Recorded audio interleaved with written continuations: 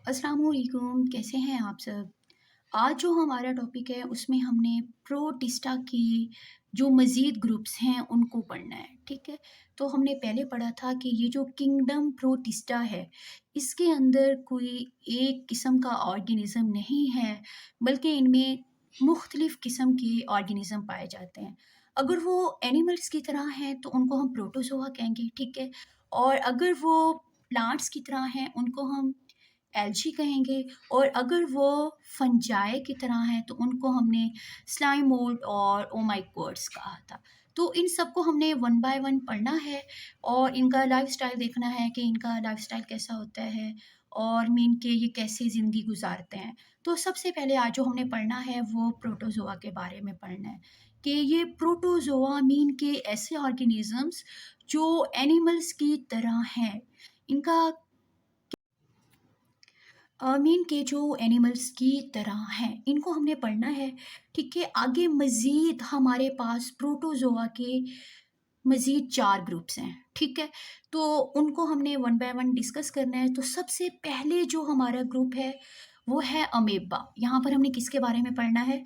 Amoeba. लेकिन amoeba के बारे में पढ़ने से पहले अगर हम प्रोटोज़ोआ को पढ़ लें तो फिर अमीबा और जो इसके अलावा और ग्रुप्स हैं प्रोटोज़ोआ, उन सबको पढ़ना आसान होगा। तो सबसे पहले हम प्रोटोज़ोआ के बारे में पढ़ेंगे, फिर इसके ग्रुप्स देखेंगे। तो हमारे पास जो वर्ड है प्रोटोज़ोआ, ठीक है? ये जो है प्रोटो, इसका मतलब होता है फर्स्ट, ठीक है? और ये जो हमारे पास ग्रुप वर्ड है ज़ोआ, इसका मतलब होता है एनिमल्स। मीन के ये वो एनिमल्स जो प्रोकैरियोट्स के बाद पहले-पहले यूकैरियोटिक एनिमल्स बने थे, ठीक है? उनको हम क्या कहते हैं? प्रोटोज़ोआ कहते हैं। तो अब हम इनका मीन के देखेंगे कि ये रहते कहाँ हैं। तो बच्चों ये ज़्यादातर मीन के ये एक्वस होते हैं, ठीक है? कि ये पानी में रहते हैं। पानी हमारा कैसा हो सकता है बच्चों? फ्रेश वाटर भी हो सकता है, ठीक है? फ्रेश वाटर और इसके अलावा बच्चों ये मेराइन में भी रहते हैं, मीन के समुद्रों में भी ये पाए जाते हैं। और इसके अलावा बच्चों अगर हम बात करें तो ये ज़्यादातर यूनिसेलुलर होते हैं, ठीक है? सिर्फ़ एक सेल से मिलके बने होते हैं, ठीक है? Uni mean one, cellular mean cell, mean कि इनकी बॉडी सिर्फ़ एक सेल पे मुश्तमिल होती है। और कुछ कुछ ऐसे होते हैं जो मल्टी मल्टी सेलुलर भी होते हैं कि उनकी बॉडी में एक से ज़्यादा सेल भी पाया जा सकता है। लेकिन मोस्टली कैसे होते हैं? यूनिसेलुलर होते हैं। इसके अलावा अगर हम बात करें प्रोटोज़ोआ के बारे में कि इनकी रिप्रोडक्शन कैसे होती है, ठीक है? मीन कि ये अपनी जनरेशन को कंटीन्यूअस कैसे रखते हैं, ठीक है? रिप्रोडक्शन कैसे होती है तो हमने पहले भी पढ़ा था कि एसेक्सुअल रिप्रोडक्शन भी हो सकती है और सेक्सुअल रिप्रोडक्शन भी हो सकती है।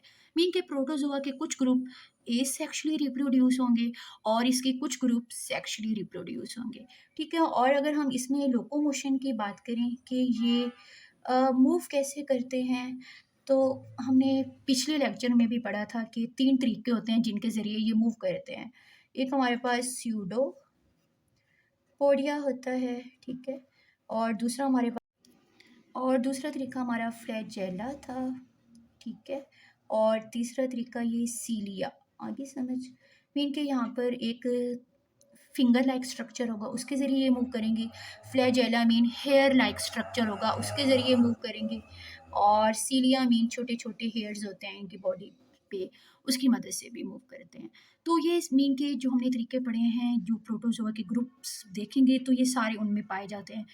कुछ यूनिसेलुलर होंगे, कुछ में सेक्सुअल रिप्रोडक्शन होगी, कुछ में एसेक्सुअल रिप्रोडक्शन होगी, कुछ स्यूडोपोडिया की मदद से मूव करेंगी और कुछ फ्लैजेला की मदद से और कुछ सीलिया की। अगर ये सारी बातें माइंड में बिठा ली जाएँ तो फिर उनको पढ़ना भी आसान होगा। तो अब हम प्रोटोज़ोआ के ग्रुप्स की तरफ जाते हैं। तो सबसे पहले हम यहाँ पर कौन-सा ग्रुप पढ़ेंगे? अमीबा, ठीक है? कि ये अमीबा कैसे होते हैं, ठीक है? तो बच्चों फ़र्स्ट ऑफ़ ऑल हम इसके बारे में पढ़ेंगे कि ये सबसे पहले तो हमने इसके बारे में ये बात पढ़नी है कि ये यूनिसेलुलर होते हैं, सिर्फ एक सेल पे मुश्तमिल होते हैं, ठीक है। और दूसरा हम इसके बारे में पढ़ेंगे कि बच्चों इसकी बॉडी के अंदर वैक्यूल भी पाया जाता है। क्या पाया जाता है? वैक्यूल। फॉर एग्जांपल मैं अमीबा का स्ट्रक्चर बनाती हूँ, कुछ इस तरह से होता है। तो बच्चों इसकी बॉडी में न्यूक्लियस भी पाया जाता है, इसकी बॉडी में वैक्यूल भी पाया जाता है। ये दो तरह का होता है, एक को हम कंट्रैक्टाइल वैक्यूल कहते हैं, ठीक है, कंट्रैक्टाइल, और दूसरे को हम फूड वैक्यूल कहते हैं, ठीक है। अब जो हमारे पास कंट्रैक्टाइल वैक्यूल है इसका क्या फंक्शन है, और फूड वैक्यूल है इसका क्या फंक्शन, हम ये देखेंगे। जो हमारे पास कंट्रैक्टाइल वैक्यूल है बच्चों, ये वेस्ट मटेरियल को रिमूव करने में हेल्प करता है, ठीक है। और जो ये जो फूड वैक्यूल है ये फूड को स्टोर करने में हेल्प करता है, ठीक है। इसके बाद अब हम इसके बारे में देखेंगे कि बच्चों ये और इनमें क्या क्या होता है, इनकी कैसी करैक्टरिस्टिक होती हैं, कैसी खसूसियात होती हैं। तो दूसरी इसकी चीज़ हम ये देखेंगे कि बच्चों ये फ्री लिविंग होते हैं। कुछ अमेबा में ऑर्गेनिजम्स ऐसे होते हैं जो फ्री लिविंग होते हैं, मीन के वो किसी बॉडी पे डिपेंड नहीं करते, वो आज़ादाना रहते हैं, जहाँ से फूड मिल जाए ठीक है खा लेते हैं, मीन के इनको किसी और बॉडी पे रहने की ज़रूरत नहीं होती। लेकिन कुछ ऐसे होते हैं जो पैरासाइटिक होते हैं।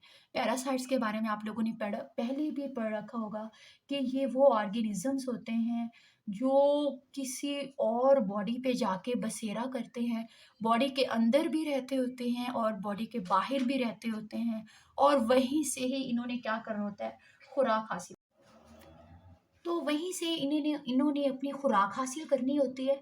और ये इतने सेल्फिश होते हैं कि बदले में उस बॉडी के अंदर, ठीक है, अगर हम इंसानों की बात करें तो बॉडी के अंदर बच्चों डिजीज़ काज करते हैं। इसमें हम पैरासाइटिक के एक एग्जांपल पढ़ते हैं। हमारे पास हिस्टोलाइटिक का एमीबा होते हैं जो कि बच्चों पेट के अंदर, ठीक है, अमेबिक डायसेंट्री डिजीज काज करते हैं, मीन के उस इंसान का क्या हो जाता है, पेट खराब हो जाता है, ठीक है।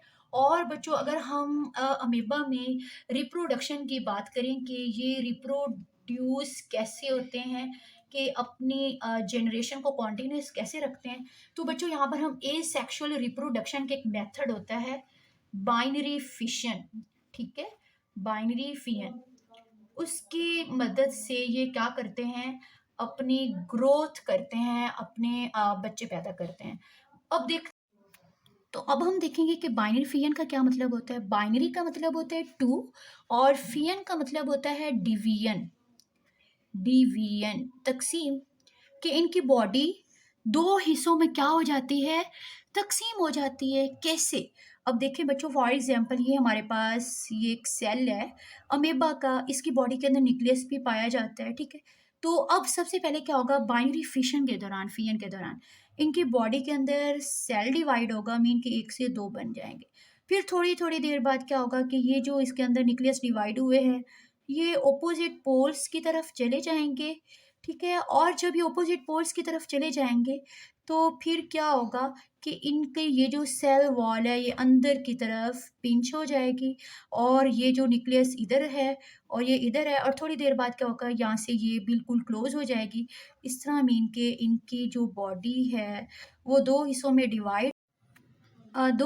डिवाइड हो जाएगी। ये अलग से रिप्रोड्यूस करना मीन के ग्रो करना स्टार्ट कर देगी, और ये अलग से ग्रो करना स्टार्ट कर देगी।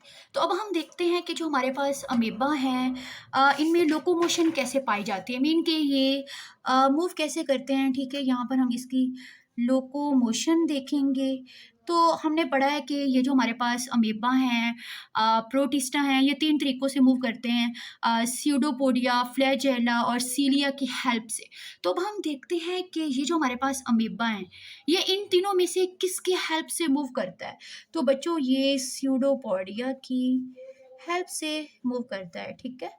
मीन के जो हमने पढ़ा था कि वो एक, फॉर एग्जांपल ये अमीबा की बॉडी है तो ये ऐसे फिंगर लाइक स्ट्रक्चर होगा, उसकी हेल्प से ये क्या करते हैं बच्चों, ये मूव करते हैं, ठीक है। फिंगर लाइक स्ट्रक्चर होता है, तो इसकी हेल्प से फिंगर लाइक स्ट्रक्चर होता है, इसके हेल्प से ये मूव करते हैं। आगे समझ अब हमने तकरीबन अमीबा के बारे में 8-9 पॉइंट्स थे, जो हमने पढ़ लिए हैं, ठीक है? इनकी लोकोमोशन देखी है, इनकी रिप्रोडक्शन देखी है और मीन कि इसका लाइफ़स्टाइल देखा है और ये भी देखा है कि ये सिर्फ़ ये यूनिसेलुलर भी होते हैं और मल्टीसेलुलर भी हो सकते हैं। और हमने इसमें क्या बातें देखी हैं कि ये फ्रेश वाटर में भी रहते हैं, मैराइन में भी रहते हैं और इसके अलावा और मीन के सॉइल वगैरह में भी रह सकते हैं, लेकिन ज़्यादातर अगर हम बात करें तो ये फ्रेश वाटर वगैरह में रहते हैं।